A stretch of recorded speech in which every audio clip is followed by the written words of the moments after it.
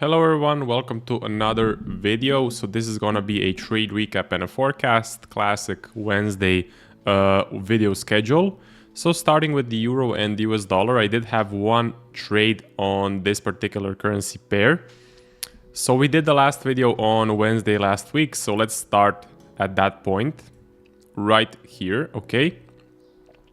So why did I take this buy setup? Well, basically, I took it because I saw a descending structure, okay? I saw a descending structure, after which I do expect the price to reverse in the opposite direction, and then I saw one more push down, which I expect to be a fake out, and then I got in with the internal reversal entry right here. So I'm not gonna tell you about the exact take profit and stop loss parameters, but basically this did end up going in my direction, but just couldn't quite reach the profit target. So it was very, very close to the profit target. It just couldn't reach it. And then it completely reversed and took me out for a 1R loss. Okay, so this was a losing trade, but it was like 2 or 3 pips away from the take profit, which was definitely tough to watch because it was so close to actually hitting that take profit, and then it completely reversed in the opposite direction.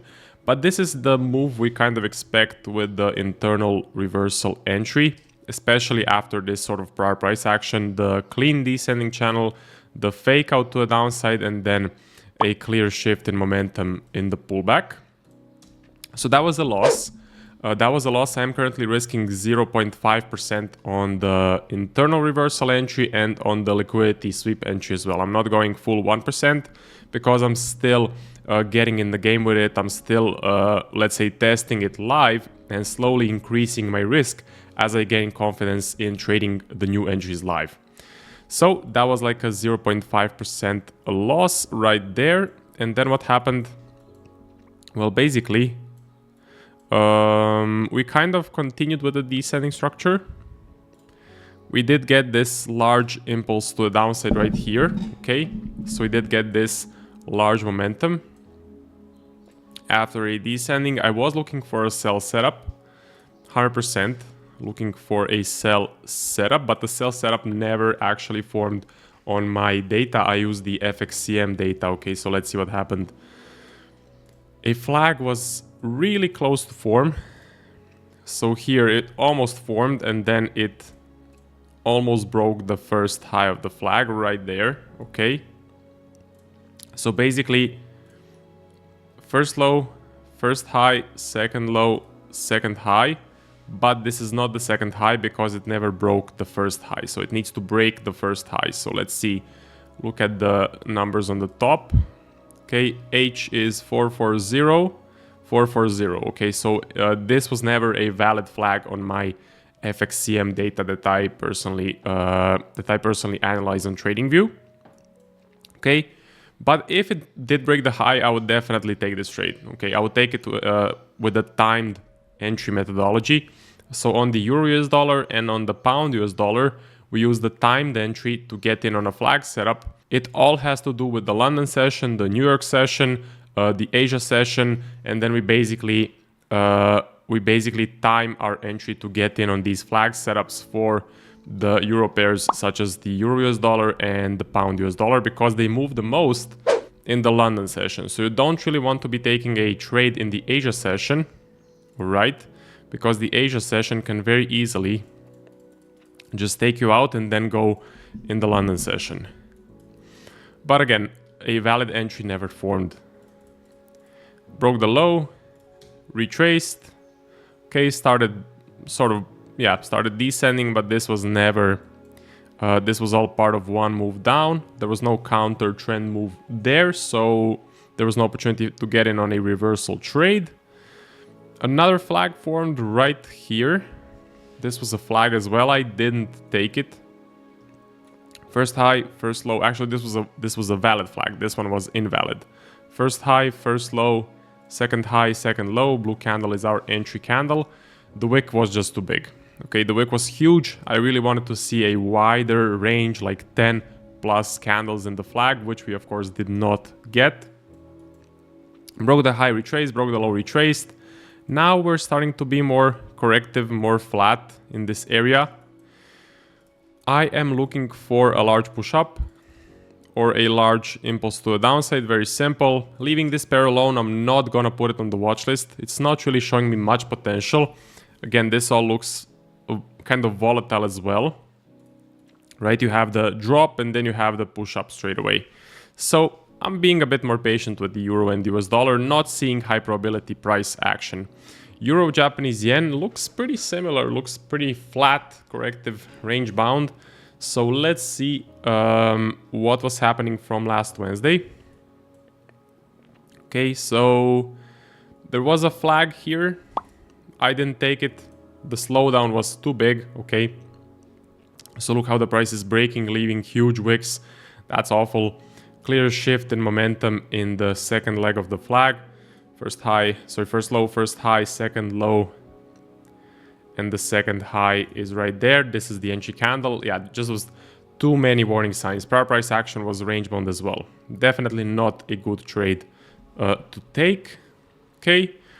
After that, nothing much happened. I mean, you could make a case for a more corrective descending structure, but it's looking very corrective. Why would I say it's looking very corrective? Well, because it's just leaving wicks all over the place, breaking the highs, breaking the lows, breaking the highs. Okay, a flag did form here as well. Here was another flag, same as on the euro US dollar. I didn't take it after this huge wick. I would have wanted a really wider range to happen here, so I did stay out of this opportunity. And now we're also being corrective. We broke the high, retraced, broke the high, retraced. You can just see it's leaving wicks all over the place. So wick here, here, double wicks here, breaking, leaving wicks, breaking, leaving wicks. One thing I know, especially on the Japanese pairs, when you see loads of wicks, when you see loads of wicky price action, it's usually best to just be more patient and stay out of that market, okay? Because usually in a trending market, let me give you an example. See, this is a really nice, really clean trending market. Not a lot of wicks, okay? Look at these candles, this one.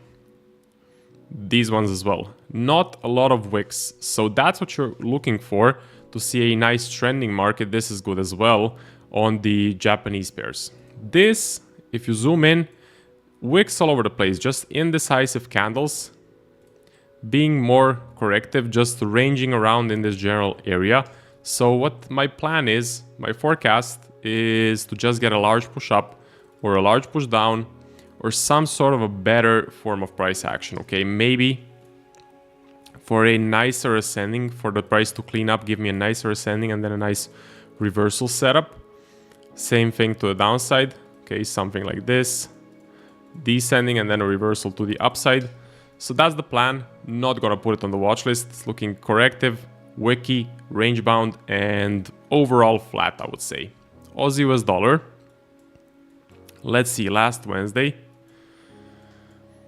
was around here, okay? So what was interesting was this price action right here. So this is a V reversal and the range, and I was looking for buy setups. See, V, range. I was looking for a push up and then to buy. That didn't happen. Instead, what happened? Basically, let me just change the time zone to London. Okay. So what happened? Well, basically nothing. Price just dropped. Okay. So the V reversal and the range did not actually play out. So when the price dropped, when we got this large momentum going down, I was actually looking for a sell setup. Okay. I did like this momentum and I did like the flag formation that formed as well. First low, first high, second low, second high is right here. Red candle is our entry candle. I like the momentum. I like the flag formation. It's small, it's tight. It's just inside of this one impulse candle, which is a good sign for me. Couple of warning signs.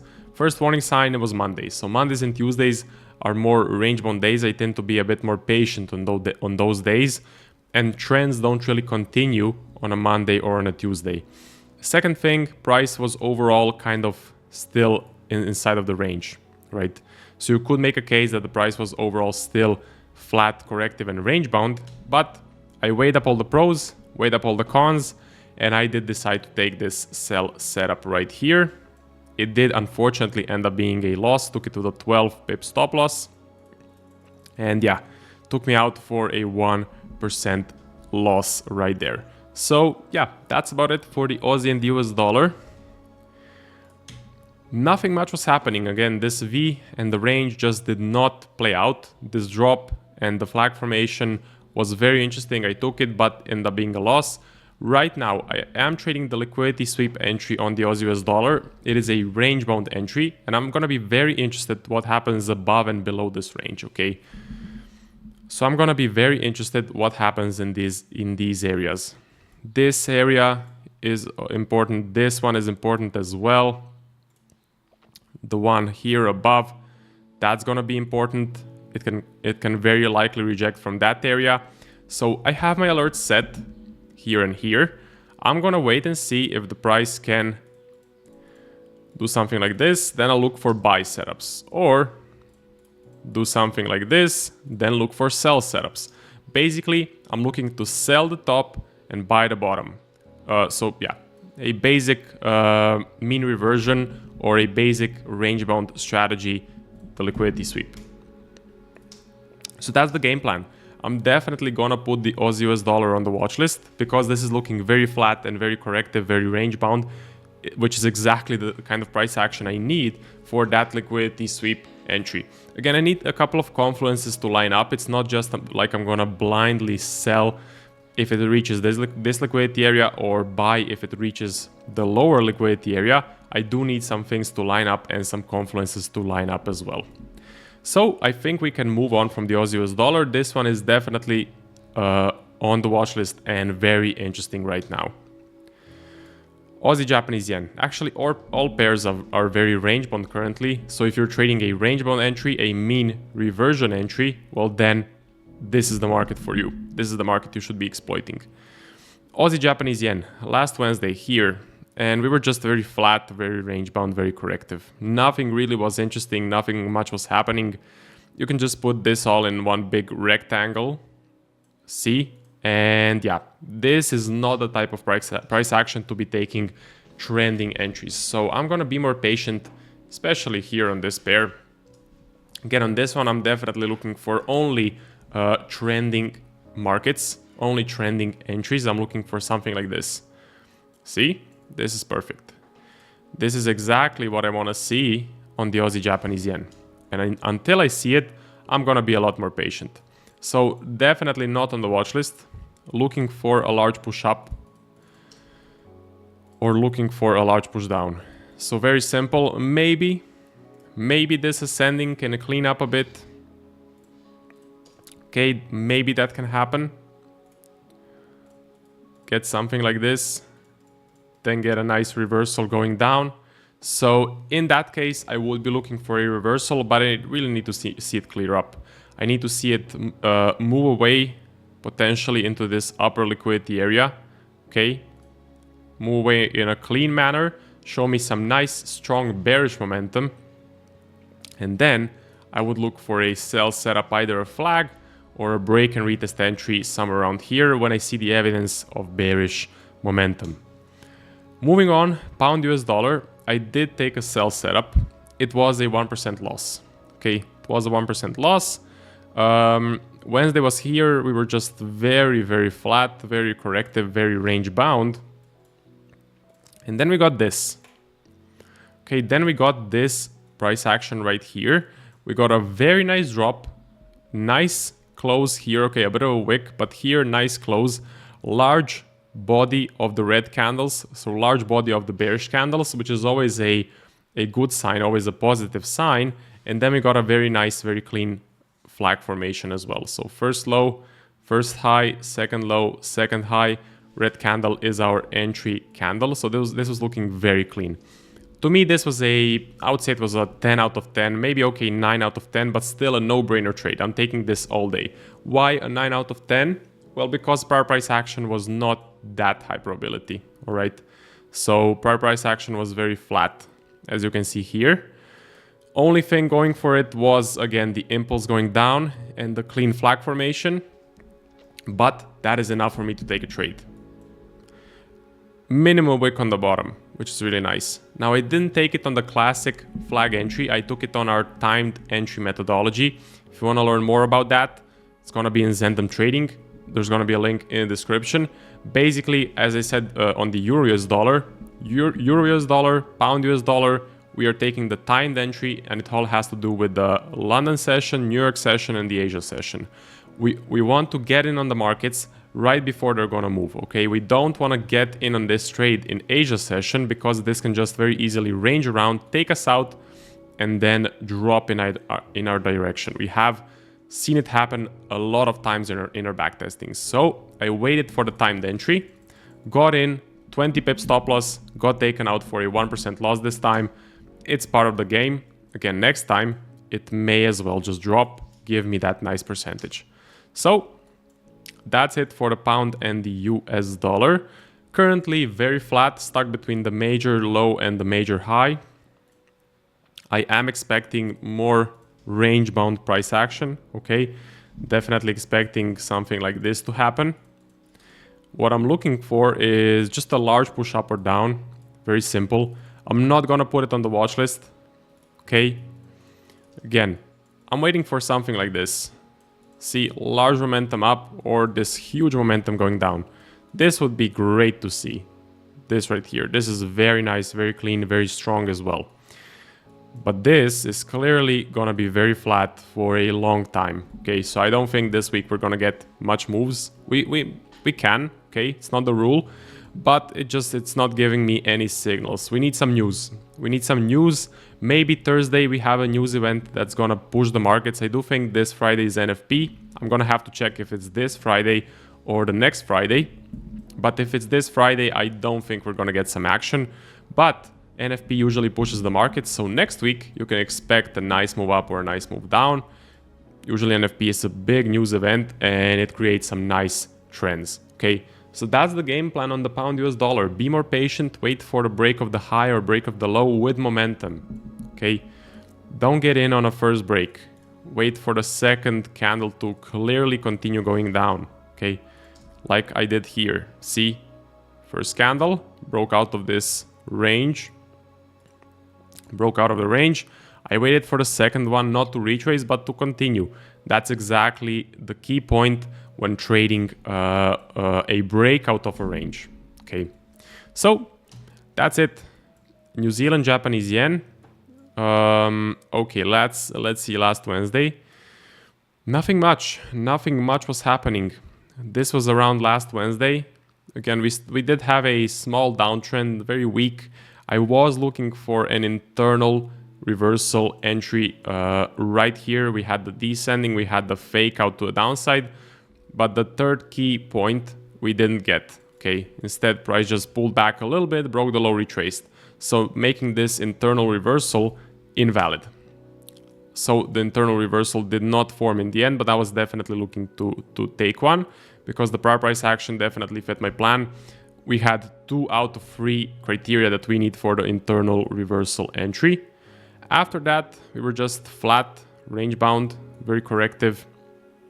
See, when you can draw a rectangle around price action like this, when you can do a rectangle like this, you can expect more range bound price action. And this is definitely not something that you should be getting involved with as a trend trader.